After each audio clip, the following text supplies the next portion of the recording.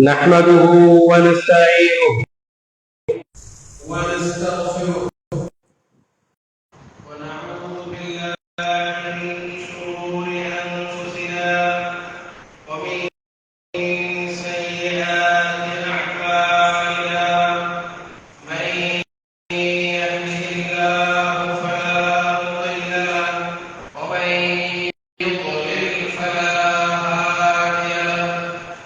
ونشهد أن محمدا عبده ورسوله بلغ الرسالة وأدى الأمانة ونصح الأمة وتركهم على محجة بيضاء ليلها كنهارها لا يزيغ عنها إلا هالك.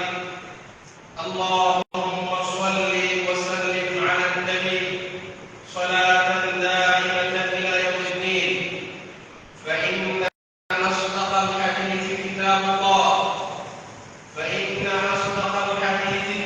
الله وخير الهدي هدي محمد صلى الله عليه وسلم وشر الأمور محدثاتها وكل محدثة بدعة وكل بدعة ضلالة وكل ضلالة في النار. أعوذ بالله من الشيطان الرجيم. بسم الله الرحمن الرحيم. يا أيها الذين آمنوا اتقوا الله حق تقاته ولا تموتن إلا وأنتم مسلمون. يا أيها الناس اعبدوا ربكم الذي خلقكم من نفس واحدة وخلق منها زوجها وبث منهما رجالا كثيرا ونساء واتقوا الله الذي تساءلون به والأرحام إن الله كان عليكم رقيبا. يا أيها الذين آمنوا اتقوا الله وقولوا قولا سديدا يصلح لكم أعمالكم ويغفر لكم ذنوبكم ومن يطع الله ورسوله فقد فاز فوزا عظيما. ويقول ربنا جل وعلا في كلامه المجيد في موضع آخر: إن عدة الشهور عند الله 12 شهرا منها 4 حرم. ويقول أيضا: والفجر وليال عشر.